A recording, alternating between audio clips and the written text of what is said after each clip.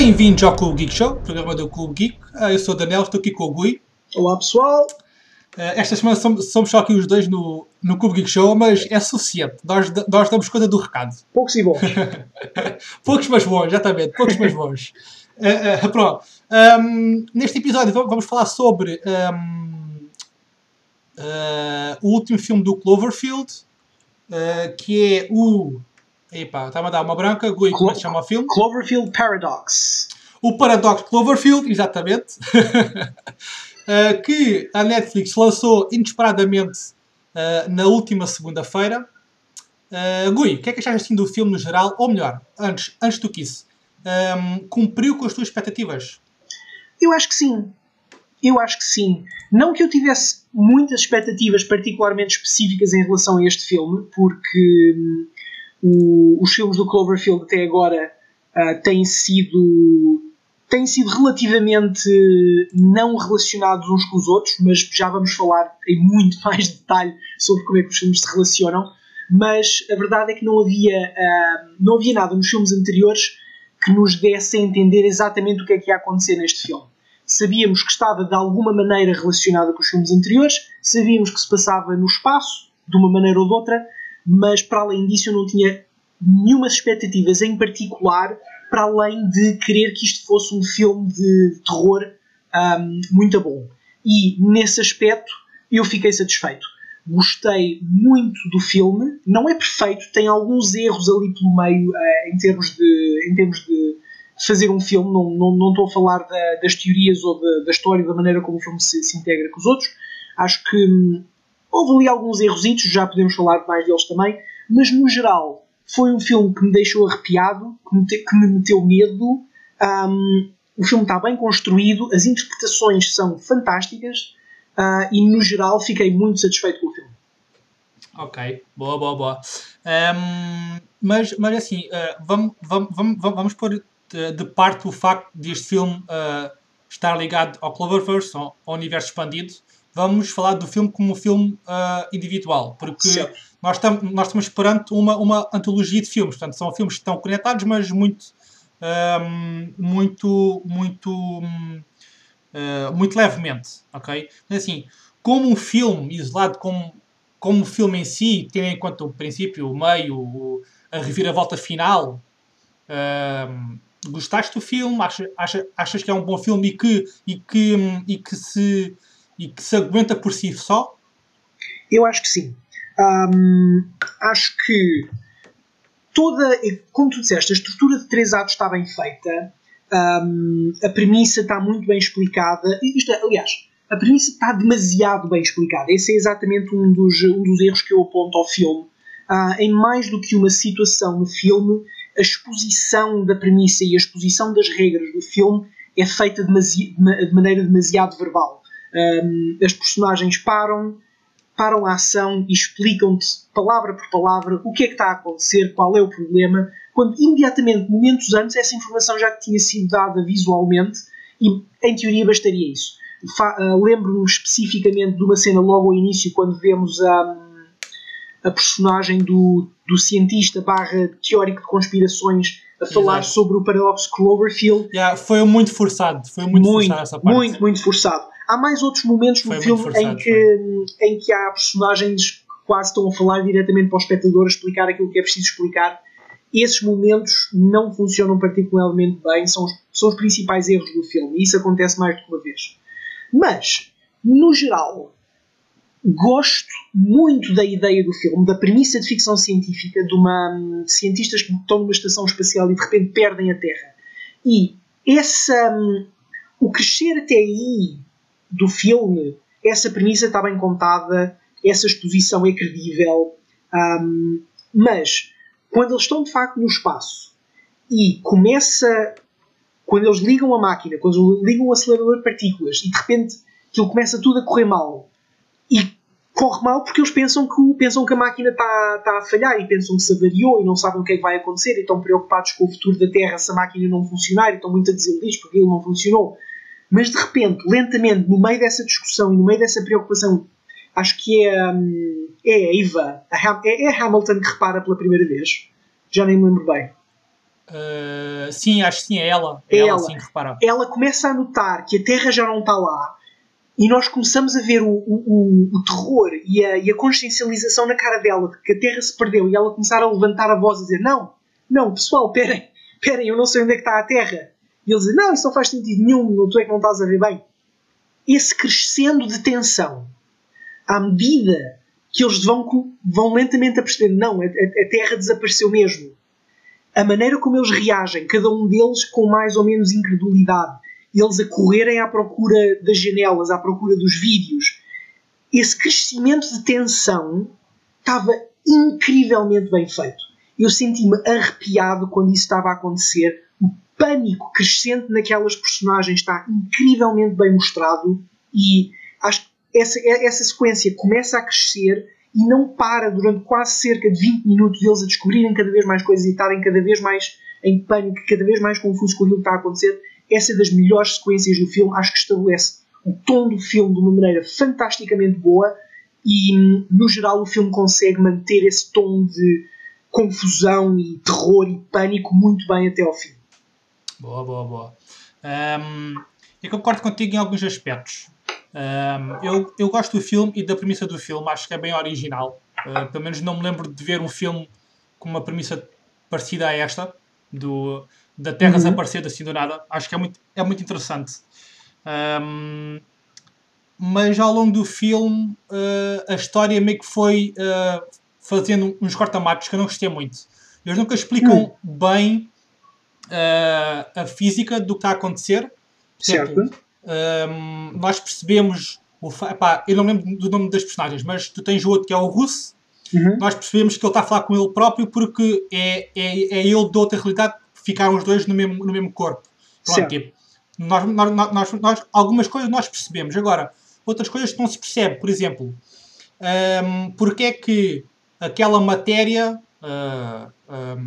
ou melhor, a gravidade, aquilo quando o outro morre está dentro daquela câmara de gravidade e aquela matéria meio que agarra-lhe o pescoço e puxa para trás. Sim. Sim. É assim, essas pequenas cenas não se encaixam muito bem na lógica que o filme criou para ele próprio. Percebes? Como assim? Sei lá, especificamente essa daquela matéria negra a apanhá-lo. Exato. Porquê é que achas que essa não... Porque é assim, basicamente, é assim, a premissa do filme é também para quem não percebeu muito bem.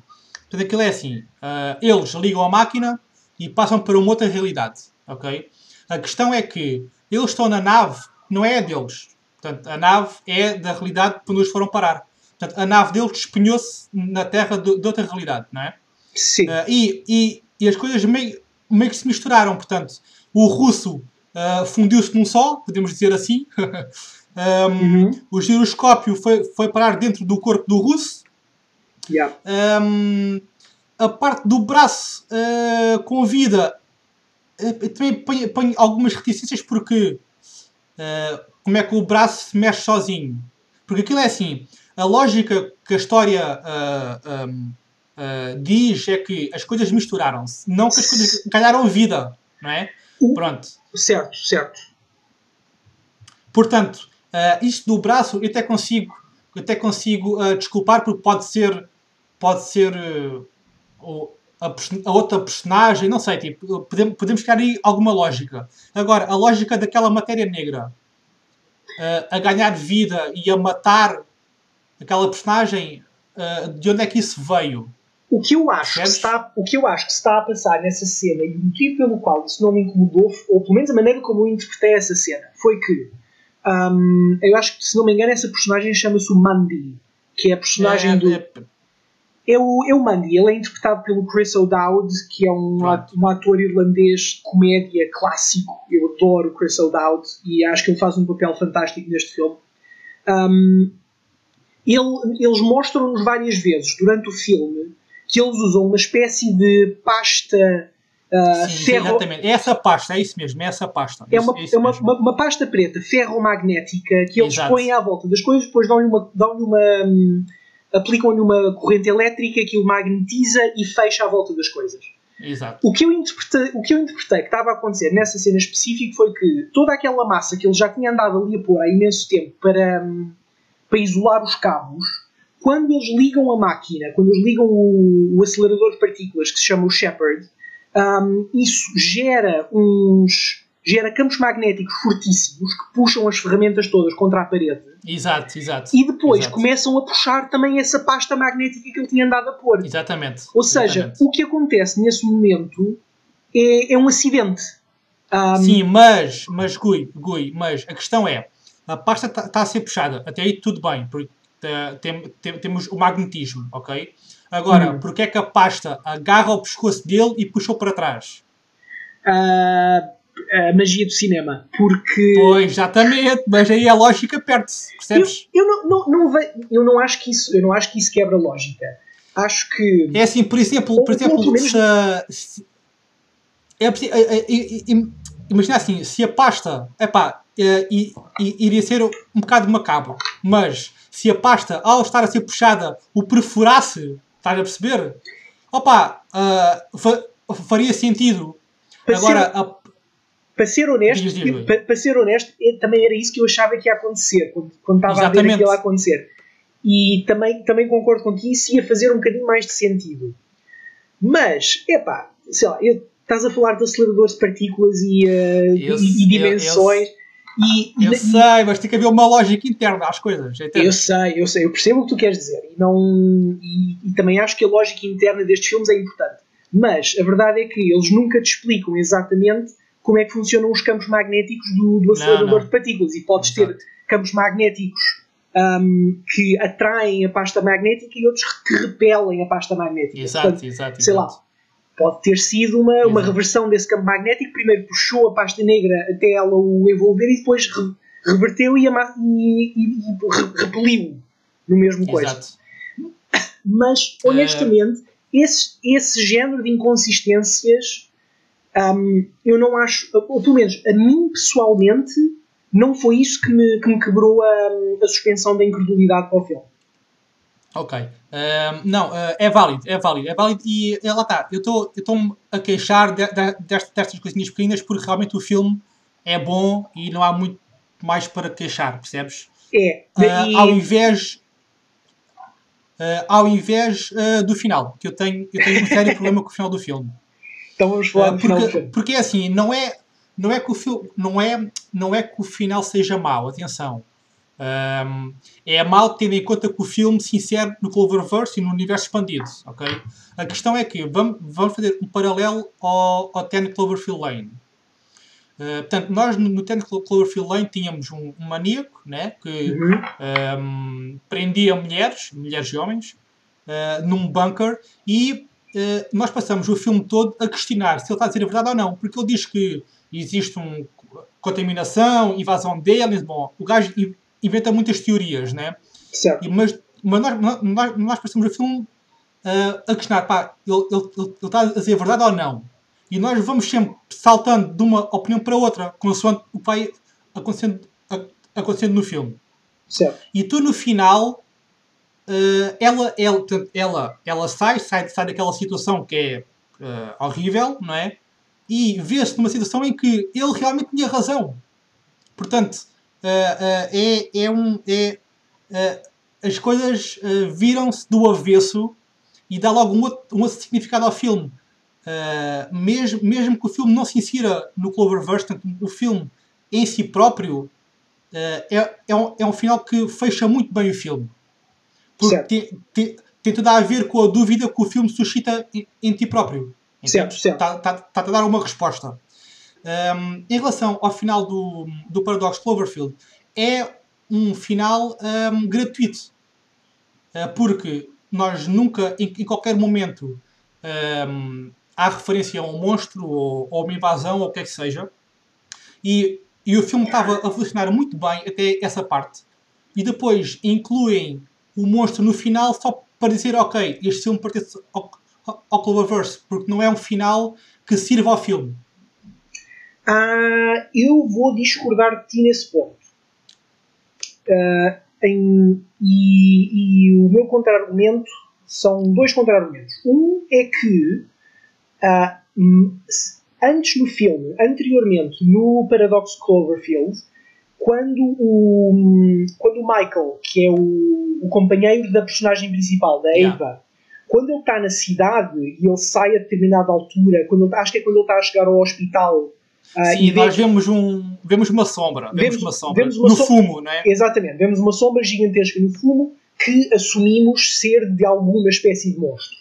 Exato. Agora, vendo o filme isoladamente, sem saber de mais nada, essa imagem levanta-nos uma pergunta de o que raio é que está a acontecer afinal. Até esse momento, se nós não soubéssemos mais nada de nenhum dos outros filmes, podia ser uma bomba, podia ser um ataque, podia ser terroristas, podia ser o que quisesse. Exato. E ele ver essa sombra gigante no fumo levanta a questão de o que é que está na realidade a acontecer, poderá ser uma coisa mais sobrenatural. O fim, quando ela está a voltar, quando eles estão finalmente a voltar para a Terra e nós já há algum tempo que não ouvimos falar dessa pergunta, e eles ligam o acelerador de partículas outra vez, voltam para a sua própria dimensão. Finalmente a NASA encontra-os e vai informar o Michael de que finalmente os encontraram, que eles estão a voltar para a Terra.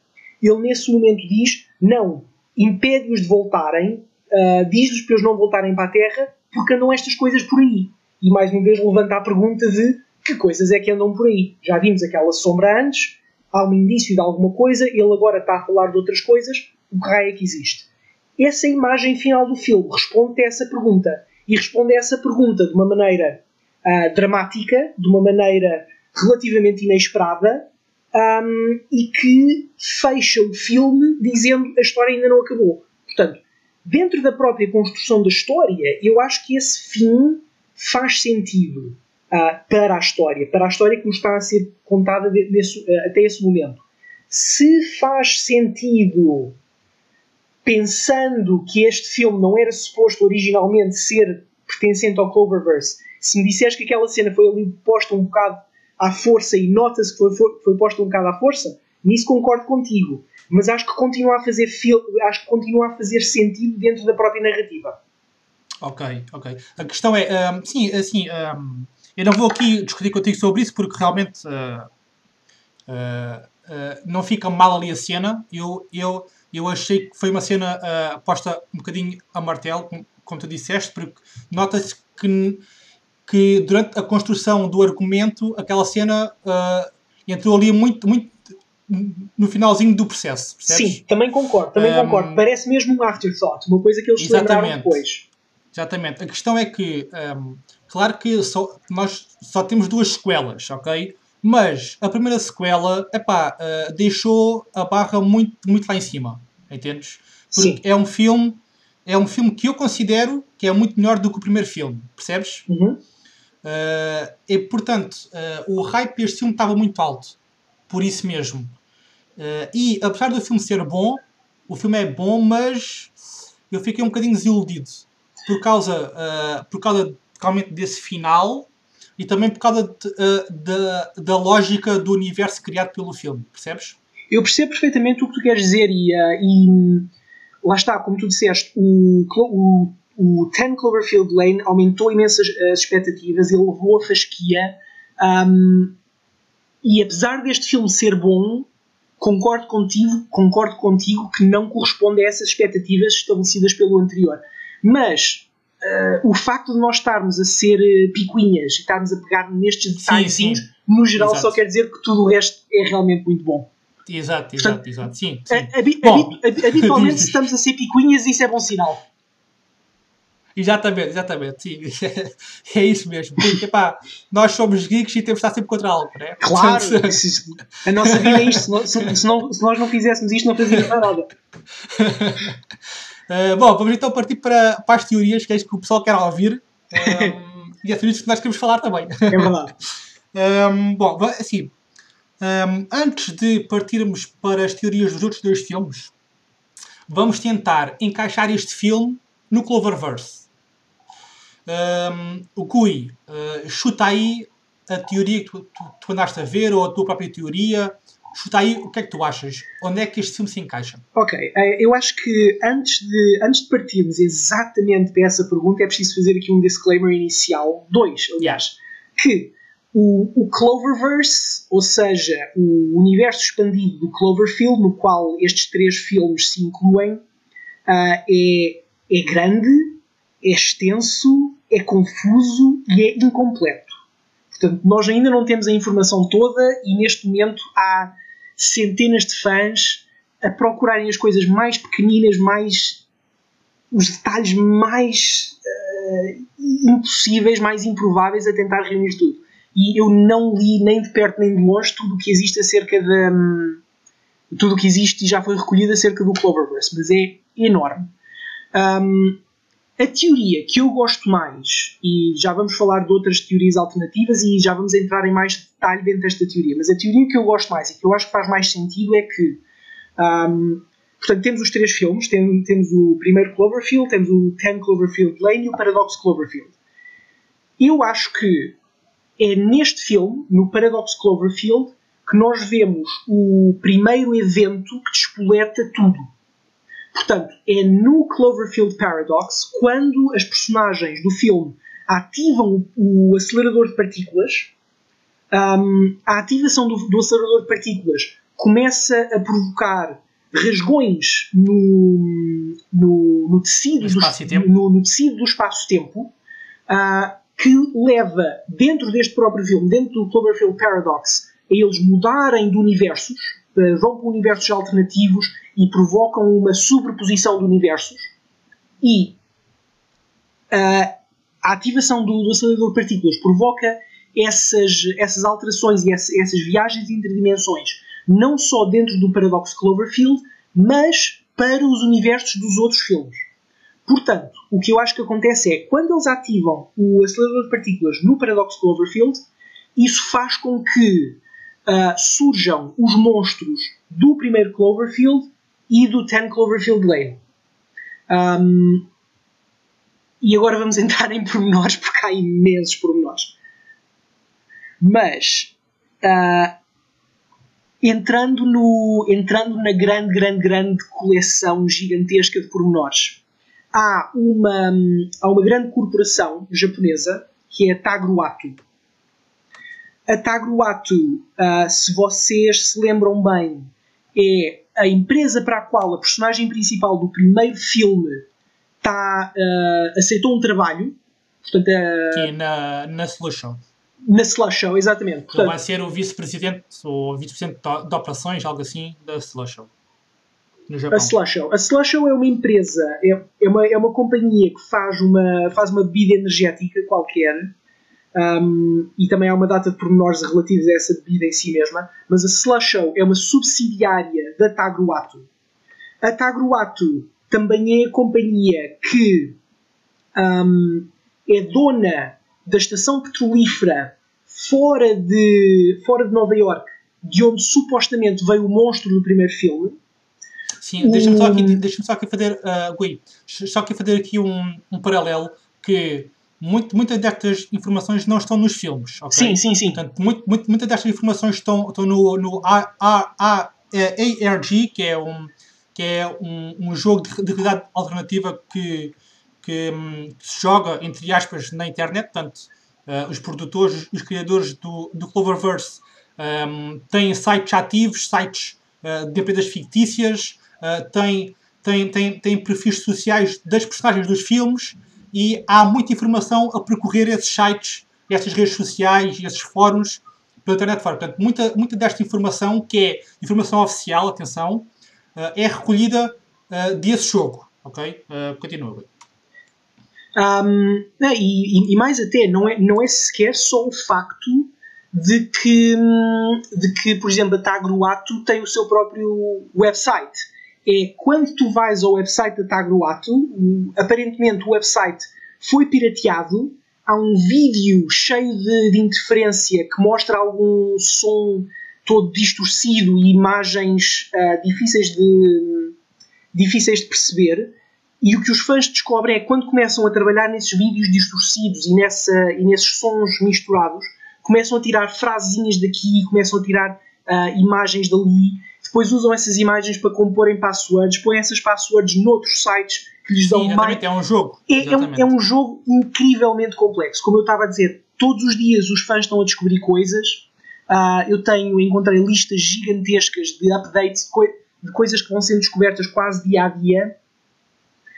E, portanto, muita desta informação está a ser recolhida dessas fontes todas. Mas o que é importante dizer é que essa informação é toda canónica dentro do filme. É oficial. É oficial. Todas estas informações que foram recolhidas constroem oficialmente o universo do Cloververse. Portanto, já me perdi aqui um bocado. Eu estava a falar da Tagruato. Ok, então, exatamente. A Tagruato é essa empresa japonesa. Uma das subsidiárias é a Slusho, para a qual a personagem do primeiro filme está a trabalhar. Outra das subsidiárias da Slusho, outra das subsidiárias da Tagruato é uma empresa chamada Futura Bold, que é uma empresa de desenvolvimento aeroespacial para a qual trabalha o Howard Stambler, que é o... trabalhava. Sim. Ele foi despedido. Trabalhava. Exato. O Howard Stambler trabalhava para a Futura Bold, depois foi despedido e endoideceu e foi fazer bunkers no deserto. Mas supostamente a Futura Bold... supostamente não. Oficialmente a Futura Bold trabalhou na construção da Estação Espacial Cloverfield, que nós vemos no Paradox Cloverfield. Também temos informações de que a Tagruato, a determinada altura, desenvolve pelo menos parte da tecnologia que leva ao acelerador de partículas. Deixa-me olhar aqui para a minha lista. Eles também têm... outra das subsidiárias da Tagruato é a Yoshida Medical Research, que se especializa em desenvolver curas para as doenças e que supostamente terá sido a Yoshida Medical Research que encontrou ou que ajudou a desenvolver o Seabed Nectar. Chegaste a ler alguma coisa acerca do Seabed Nectar? Sim. Explica lá o que é o Seabed Nectar. Então. É assim... a teoria com mais adeptos sobre o Seabed Nectar é que a Tagruato criou aquela estação de petróleo, de perfuração de petróleo junto a Nova York, como fachada para extrair o Seabed Nectar, que é o ingrediente principal dos sumos slusher. E a teoria que mais adeptos é que esse Seabed Nectar vem dos casulos dos monstros. Portanto, porque assim, existe um mangá que foi publicado no Japão, e nesse mangá conta uma história alternativa do Cloverfield, mas nesse mangá, depois no final, nós vemos o fundo do mar e tem vários ovos, ou vários casulos. Portanto, a teoria é que a Tagruato estava a extrair o Seabed Nectar dos casulos dos monstros. Portanto, as pessoas estavam basicamente a beber líquido do útero, digamos assim, dos monstros. O monstro depois acordou porque assim, o J.J. Abrams também confirmou em entrevistas que o monstro que nós vimos no Cloverfield, portanto, no primeiro filme, é um bebê.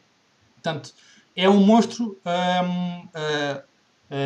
criança, é um bebê, portanto, é um recém-nascido.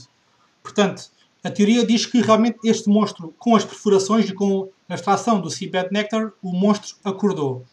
Com o Paradox Cloverfield, estas teorias estão a mudar um pouco, porque, como tu disseste muito bem, e eu concordo contigo, todos os eventos que nós estamos a ver nos filmes começaram com o acelerador de partículas no Paradox Cloverfield. Portanto, algo aconteceu... Mas é aqui... Diz. Não, continua, desculpa. Portanto, assim, algo aconteceu quando eles ligaram o acelerador de partículas que fez com que esse monstro acordou. Não sei, algo mudou. Bom, não interessa. E ele acordou.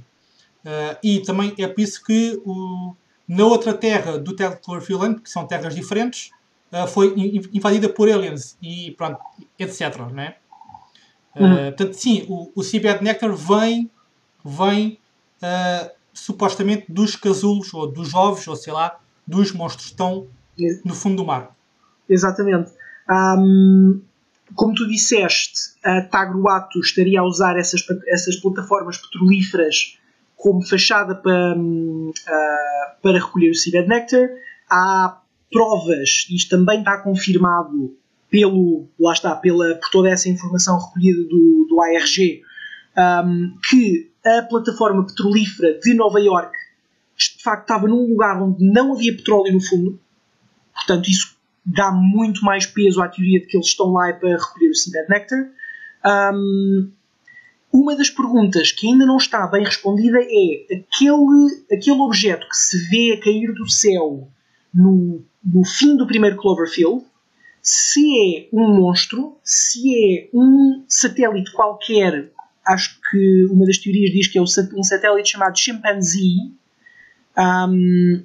que, se eu não me engano, não pertence à Tagruato, mas a Tagruato usou a queda desse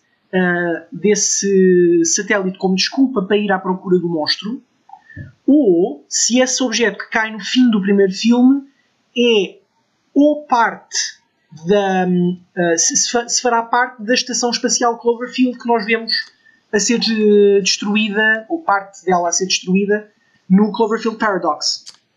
Ora, eu respondo já a isso. Há muitas teorias e esse objeto que cai no final, ou perto do final do primeiro filme na água, é o que mais divide os fãs. O J.J. Abrams admitiu em entrevista que esse objeto não quer dizer grande coisa, porque eles quando fizeram um filme puseram essa queda para terem duas opções como origem para o monstro. Portanto, não foi ali posto intencionalmente, portanto foi ali posto que é para no futuro depois eles podiam ir para um lado ou ir para o outro. Mas, claro que agora com o evoluir do universo, essa queda do objeto vai ter que ser inserida de alguma forma. Portanto, os fãs não se decidem sobre o que é isso. Agora, em relação à tua teoria de que é a estação espacial a cair dentro da água, ou cair no oceano, eu digo já que não é nada disso. Pelo menos no que eu acho. Porque o que nós estamos a ver são terras de universos diferentes. E eu digo já, e eu provo já isto de uma única forma. Que a Terra, para onde eles foram, ou onde caiu a estação espacial, a guerra entre os países, por causa da energia, já estava a acontecer. Portanto, nós no primeiro filme não é dado nenhum indício de que há uma guerra mundial a acontecer, de que há falta de energia. Portanto, não é a queda da estação, porque a queda da estação aconteceu numa outra Terra. Ok? Certo. Portanto, tal como disseste no início da teoria, nós estamos aqui a ver universos paralelos, e as coisas meio que se misturaram com o acelerador de partículas. Portanto, nós podemos dizer que uma das terras tinha os monstros. Portanto, nós podemos dizer assim, que uma das terras é habitada pelos monstros do Cloverfield. Não é? Sim. E com o acelerador de partículas, portanto, um dos monstros foi parar à outra terra. Agora, essa teoria vai contra a teoria de que o Seabed Nectar vem dos casulos dos monstros, porque não é? Se foi o acelerador de partículas que trouxe o monstro para aquela terra, então não faz muito sentido que já houvesse casulos de monstros naquela terra. A questão é que portanto, ainda há eu percebo o que tu queres dizer. Isso incongruências. É verdade. Mas como nós sabemos, quando o acelerador de partículas é ativado em 2028, ele está a produzir efeitos no passado. Portanto, temos a certeza que pelo menos, temos a certeza, não, suspeitamos com muita força, que terá sido a ativação do acelerador de partículas em 2028 que faz aparecer o monstro em 2008, portanto no primeiro Cloverfield, e que de uma forma ou de outra leva aos monstros que estão no 10 Cloverfield Lane. Que dentro do filme... Nos Aliens, são mais Aliens, né? É isso. Essa é outra dúvida. Será que as coisas que estão no 10 Cloverfield Lane são da mesma espécie do monstro do primeiro filme? São completamente diferentes? São alienígenas? Já estavam na Terra? Isso é uma coisa para a qual eu acho que ainda não há grandes teorias consensuais. Mas o que eu ia dizer é que é perfeitamente possível que a ativação do acelerador de partículas tenha provocado efeitos na Terra mais cedo ainda. Sim. Nós sabemos que vem aí o Cloverfield Overlord. Sim, Overlord, que é Operação Overlord. Eles vão de mudar título, mas é Overlord, sim. Que vai ser na Segunda Guerra Mundial, que os nazis vão ter uma espécie de zombies a trabalhar para eles. Exatamente. De alguma forma, em princípio, esse filme estará também relacionado ao universo. Aquilo que eu estou Aquilo que eu estou a imaginar é que nesse filme vamos descobrir que de alguma forma foram os nazis ou os seus aliados durante a Segunda Guerra Mundial, os japoneses, que obtiveram algum tipo de tecnologia ou aconteceu alguma coisa gerada pela ativação do acelerador de partículas em 2028, produz efeitos durante os anos 40 e que possivelmente a Tagruato ou as pessoas que vieram a fundar a Tagruato, porque a Tagruato é uma empresa muito antiga, mudou de nome, mudou de donos. Exato.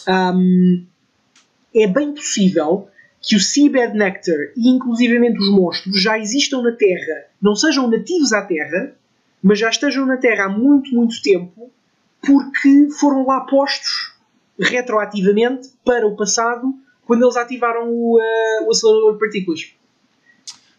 Mas olha, a questão é, se o Paradoxo Cloverfield diz que existe multi-universos, portanto, eu e muitos fãs, partimos do princípio que cada filme mostra uma Terra diferente, uma Terra paralela. Certo. Portanto, se nós vamos partir desse princípio, então a Terra que vão mostrar no Cloverfield 4 não vai ser a mesma Terra do Cloverfield 1. Percebes? Percebo. Atrelado a essa teoria, vem também o meu descontentamento com esta direção que eles decidiram levar este universo, que é o facto de eles dizerem que existem multi-universos, descartam um bocado o facto deles terem que ter uma continuidade, percebes? Eles podem fazer o filme que quiserem, estás a perceber, dizer, ok, este filme pertence ao Cloververse, percebes? Sim. E eu gostava que não tivessem ido por esse caminho. Eu gostava que tivesse tudo realmente interligado, e não porque é uma terra paralela, entendes? Compreendo o que tu queres dizer. Isso é o género de decisão que eles tomam para não se limitarem muito. Não é a coisa mais criativa de sempre. Como tu dizes, dá-lhes desculpa para fazerem tudo o que quiserem e não têm de justificar rigorosamente nada. Basta dizerem, isto é uma terra completamente diferente. Mas se for bem aproveitada, essa ideia dá pano para mangas. Sim. Porque podes inclusivamente ter, e eles já mostraram algumas coisas disso, dos universos a interferirem uns com os outros. Portanto, não me incomoda assim tanto que eles estejam a dizer que cada terra é uma terra diferente. Mas, dizendo isto, eu percebo que de facto destrói a minha teoria de que os monstros e o Seabed Nectar no primeiro filme estariam relacionados com este do Operação Overlord. É assim, lá está. Eles até podem dizer que, ok, o primeiro, o segundo e o quarto filme são da mesma terra, percebes? Uhum. Agora, tendo em conta o que este novo filme, o Paradox Cloverfield, trouxe para o universo, partimos do princípio que realmente são terras diferentes, mas pode ser a mesma terra, entendes? Porque nada do que acontece no segundo filme invalida o que aconteceu no no primeiro filme, ao contrário deste terceiro filme. Este terceiro filme é que mudou tudo. A crise energética, a Terceira Guerra Mundial, o facto de se passar em 2028. Portanto, este filme é que veio alterar tudo. Porque o primeiro e o segundo filme podem muito bem continuar a estar interligados e a ser dentro da mesma terra. E que até faria sentido. Portanto, agora, nós fãs vamos ter que alterar aqui as nossas teorias para incluir o acelerador de partículas e incluir os vários universos. Não é? Pois, é verdade. O que é que eu ia dizer? Ia dizer... nós já estamos a ficar aqui um bocadinho... Já estamos a ficar com pouco tempo. Mas tens tempo. Mas o que eu ia agora levar a conversa para um lugar completamente diferente. Não completamente diferente, não vamos estar a falar de Inquisição Espanhola. Mas o que é que tu sentiste quando estavas a investigar isto tudo? Eu não sei se já estavas particularmente investido ou se já sabias muito acerca do Cloververse antes de teres começado a pesquisar para este podcast. Eu sei que eu não estava. Mas o que é que tu sentiste ao fazer a pesquisa para isto? Olha, assim, eu realmente já estava investido no Cloververse. Não há muito tempo. É recente. Recente de 2018. Portanto, não é há muito tempo que eu estou investido no Cloververse. E quando eu comecei a ver os vídeos no YouTube, há pessoal fantástico a fazer vídeos fantásticos sobre o Cloverfield no YouTube. A minha mente explodiu completamente. Porque esta tática não é nova. Nós vimos isto com o Lost, por exemplo. Também tinham um jogo online e havia muita informação. Só que criar um universo destes tão rico e com tantas vertentes diferentes num jogo online, para mim é brilhante. Mantém a propriedade viva enquanto não há filmes, o que é brilhante outra vez. E lá está, eu fiquei com muito hype para ver este filme por causa do jogo online, porque senão, ok, é mais um Cloverfield, mas pronto, o facto de haver um jogo e o facto de haver uma procura por respostas também traz o hype para os filmes. Sim, eu percebo perfeitamente o que tu queres dizer e eu senti bastante da mesma coisa. Eu, para ser absolutamente honesto, não tinha noção nenhuma de quão grande era o Cloververse e só fui investigar mais coisas, fui à procura das teorias quando soube que nós íamos fazer este podcast e tive uma sensação muito gira, muito particular, que foi quando eu comecei a ler e acho que fui ao Reddit, fui à procura existe um subreddit para isto, obviamente, como há subreddits para tudo, mas comecei a entrar no subreddit e estava toda a gente a discutir os detalhezinhos destas teorias e porque é que o objeto a entrar da atmosfera podia ser isto, não podia ser aquilo, e as pessoas a falarem do ARG, do Tidal Wave e do Slusho, e eu não estava a perceber nada daquilo. Tive imensa dificuldade em entrar, tive de ler ali um bocado.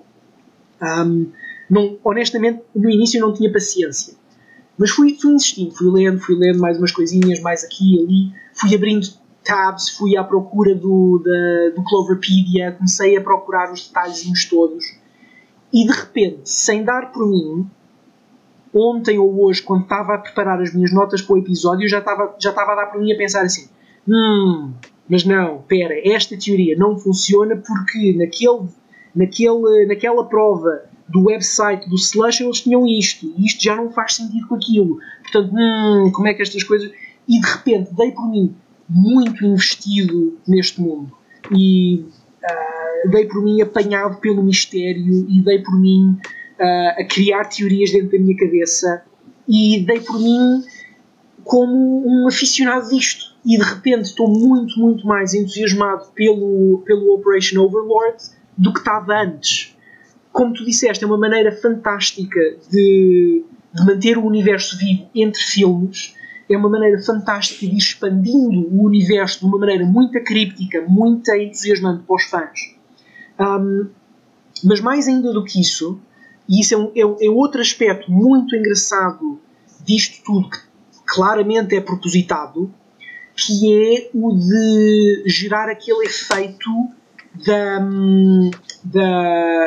da piada privada, do grupo privado. Tu, à medida que tu vais entrando nisto, começas a ler os posts de outras pessoas e começas a entrar nas discussões e nas conversas, subitamente sentes-te privilegiado, sentes-te uma pessoa à parte das outras que ainda não sabem nada disto. De repente há pormenores que só tu e as pessoas que estão a ler isto conhecem. Há referências que só tu é que vais apanhar.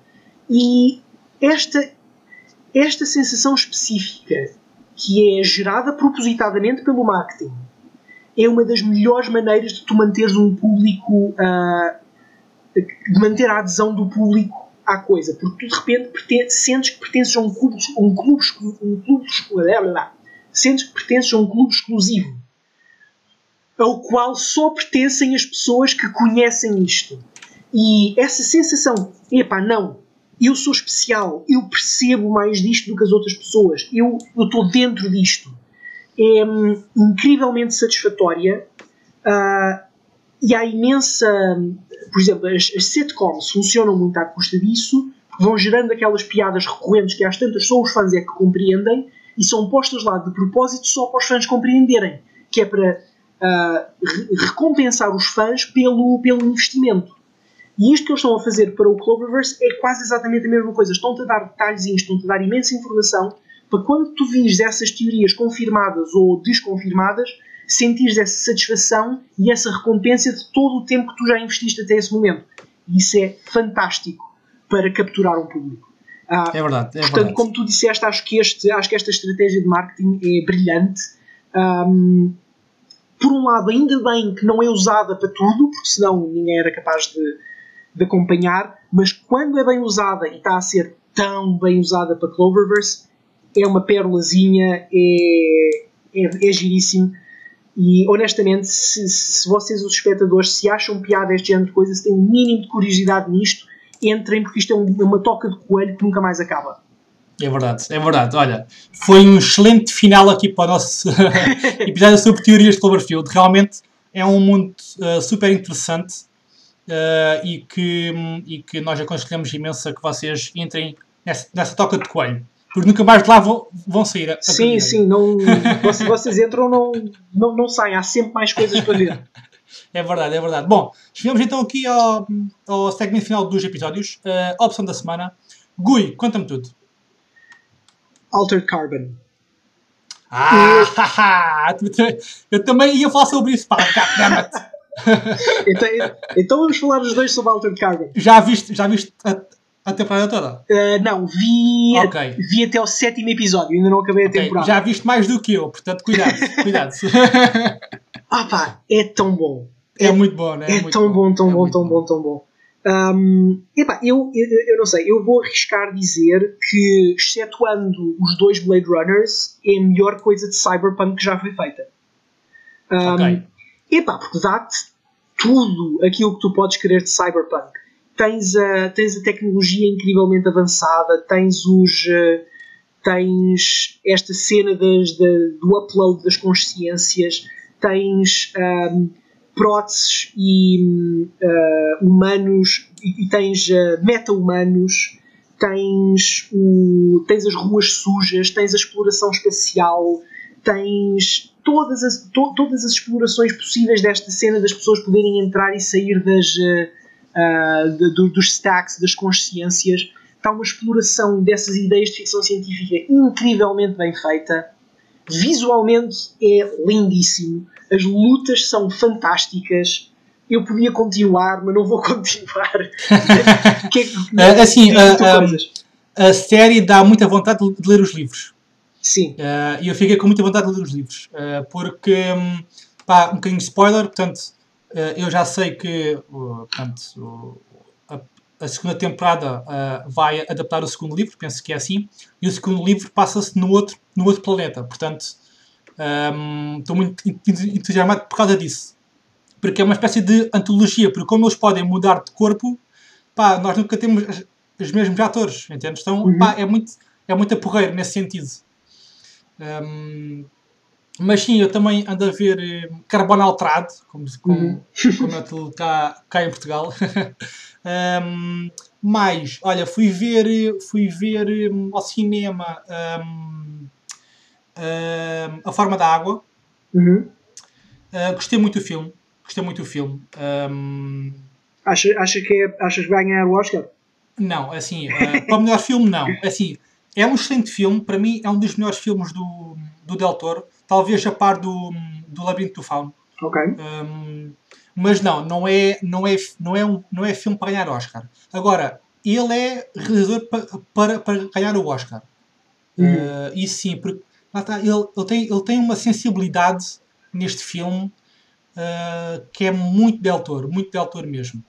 E eu Ok, gostei isso é muito do filme. fixe. Pá, eu sou fã de Del Toro, portanto eu gostei muito do filme. Eu sei que é um filme que está a dividir muito os fãs, mas lá está, eu estou na barricada dos que gostam do filme.